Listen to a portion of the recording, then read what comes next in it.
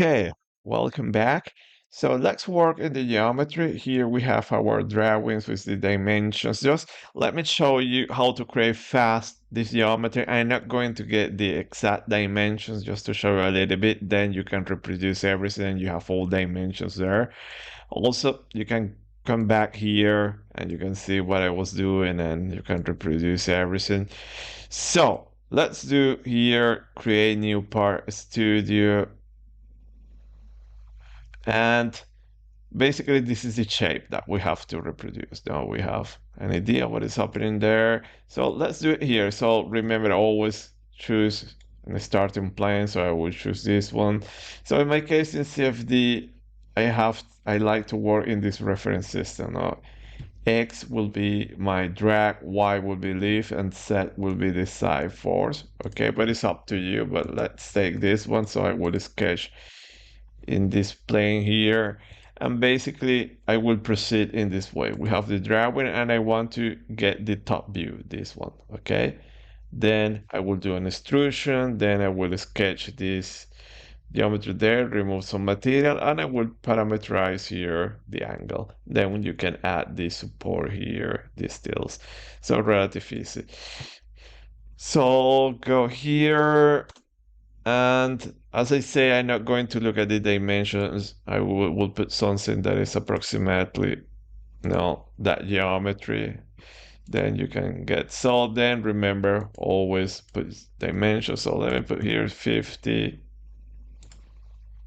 from the origin to this 150. You can add symmetry boundary, symmetry constraints to avoid doing this double dimensioning.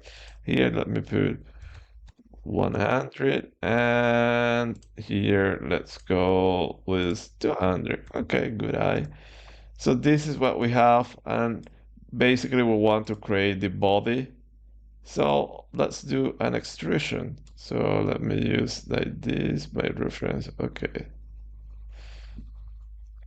let me do an extrusion. So you're happy with this? Now extrusion, and let's do something about 100. And there you go. So look at your body, that here you have this part here. No. So let's do that one though. So that is relative easy. So remember, here you can select a face of the solid that you created and you can sketch in that face. So there, now I'm sketching that face. And what can I do is this, this, this, and there. So you have a surface there. You can give dimensions to that surface. So let me give here, well, I don't need, I just need to define here this dimension. Let's say that this is 80 degrees, and let's define an angle here. And let's say 25 angle. So 25 degrees, basically is this here. Okay, so see that I define a lens there, 25. So let's fix that lens there instead. So let me erase this one, and this is the one I want to fix, this here. So let's say that is 90. Okay, and there you go. So now this one change to 30 and always 90. Okay, so as I say, there is no right or wrong way to do geometry. Probably you will find a different way to do these steps, to do it easier. It's up to you. The important thing is always that at the end you need to have a watertight geometry, okay? And you should have also a single body, a single part. And when you parameterize everything, you should be able to always get a geometry. You shouldn't get any errors if you change some dimensions or and so on. So let's do like this. And here see that I have this surface. I can do an extrusion, but instead of adding a new or add, I can choose remove, and voila, remove material, and there you go. And remember, this is already parameterized, so any change, let me see, final, I do here, you will get your final geometry, something like that. So let me put 25, And that's it. Pretty much we're done. And the other part that we're missing, if we go to the drawing, see that we have a rounded here, kind of a field there. So this tends to be a little bit tricky, or people that are using for the first time, CAD modeling. They tend to do that here by adding Boolean operations. So you have Booleans, and here you have union, subtraction, and I start to create construction solids there to create that. Remember, you have the fillet that here that will do that automatically. So if I select this face, look at that, I'm adding the fillet automatically there. So no need to do some extra operation. So let me put here 40, not too much, 20. Okay, since 25 seems about right. Put 25, you have various options. You can play with those options, different cases, and there you go.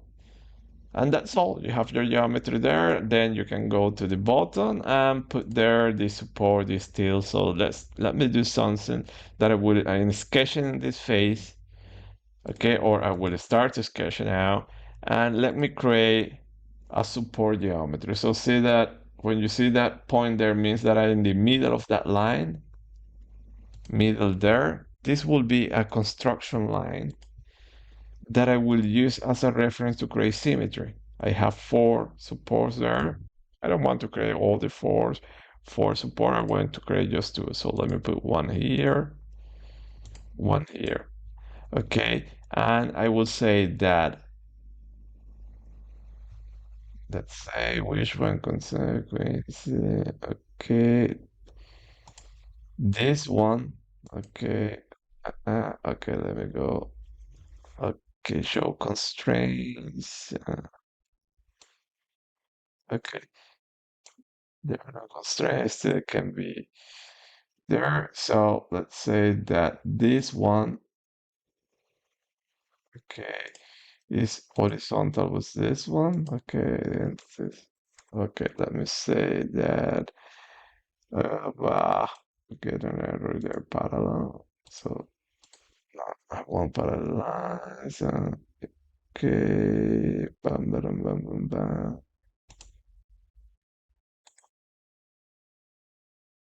Okay, run ordering. So let me say that I want horizontal this constrained with this one. So now this one will be constrained horizontal with this one. So if I change this one, the other will move accordingly because I have that constraint. So now let me give here diameter. And let's say that this is 10. And let's say that this one is equal to this one. So whatever I put here, it will automatically update the other. So look at the importance of these constraints now. You can control and part of the parameterization. So now let's say that the distance from here to here will be 15, and then the distance from this to this will be 120.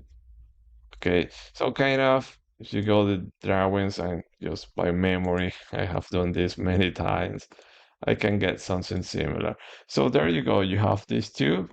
And how do we add symmetry? So symmetry options, you have many options here. So it's mirror. So let's create a mirror. So we'll ask you mirror line and what do you want to mirror? And voila, there you go. So if I change this, everything will move accordingly. So let me add another constraint or dimensions to fix things better. So let's say that this is 45. And see that when everything is black means that it's fully constrained. If you have red, it is over constrained. So you shouldn't have red, too many dimensions. So usually black is the perfect case, blue is okay, it's also okay, but it's just telling you that things are still free to move. So usually it's better to fully constrain. Okay, to avoid problems. So this is it. We have geometry there. We added our sketch. And at this point, what we can do, okay, is do an extrusion that of all these circles there. Okay, all these circles. So now select here, extrusion, and Okay, select this face, select this one, select this one, and select this one, and you give it a distance, 20 millimeters, and there you go. So you have your solid. I didn't use exactly the same dimensions, but you can get an idea. The extra step that I want to show you is that scenes now can be parameterized. So instead of coming back to the sketch and change, for instance, if I come back here, I change the angle, okay, I can add variables. So this is one of the way of parameterize, but also you have configurations, which is the way I like. So here you have the configuration panel. So let me show you both of them. Variable, and I want to add a constraint in angle, and I will call it angle 1. Let me say that is 20 degrees. And there you go. The variable exists. My advice always put it at the beginning. So I move it here. And what can I do with that variable? So you can enter in any sketch where you have an angle or can be distance or whatever, and you can use it. So I would use it here. And to use a variable, you need to use, no, look here in notation, no, is ampersand, no, the numeral or whatever you call it, a pound symbol. And there you go. You have angle, you put it there, and this variable now is parametrical. So if I change this, let me go here, final. Let me go 30, automatically will change. So I want to point out that on Shade, you have access to an API. So that API, by using Python or JavaScript, whatever, you can call all these functions and you can put it in an optimization loop that actually we do a training and optimization and we use on Shape. So it's fantastic. No, so you can see, get a point that is very powerful. So this is using variables. The way I like to do it is using configurations that you have here. So here you have configuration panel. It's pretty much the same. You create your variable, give it a name. So I will call it angle 2, but this is more flexible because look at that, you access length, angle, integer, real, whatever, even text. So you can give a minimum and maximum. So let's say minimum 1 degree, maximum will be 70 degrees, default value 20 degrees. Okay, so you give minimum and maximum, and you are going to create here the panel. Let me hide this one. See that here you have the variable, and you can do it directly there, the changes. Okay, so okay, you need to apply that one. So I will use it, for instance, here, same concept. So it will be, this is called now angle 2. And just simple, go here. So this is the way to do it. It's more flexible. And when it comes to parameterization using the API, works much better.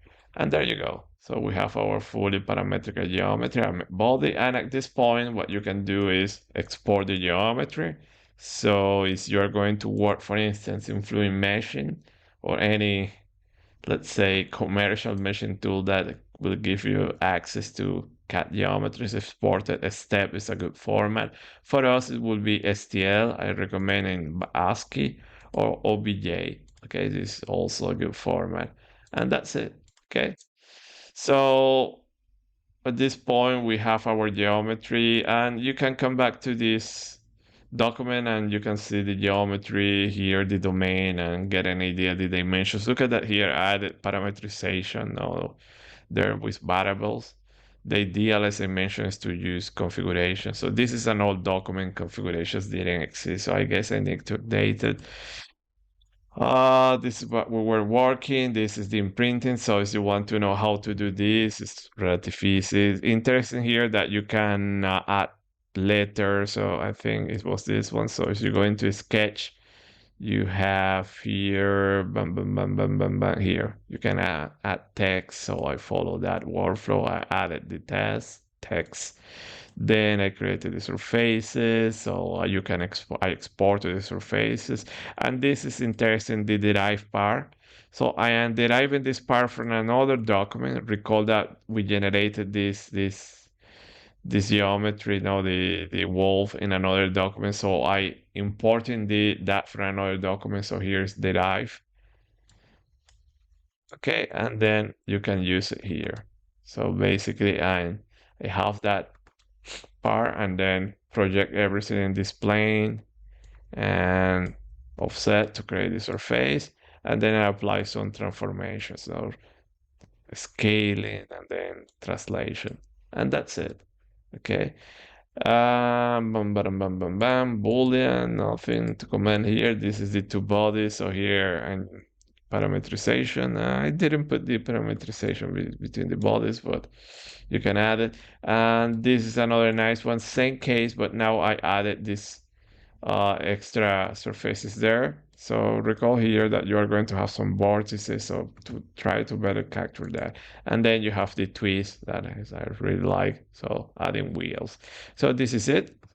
It's up to you to pick up a case. I will work with this one, but you can use any of the variants that I show you. So see you in the next video.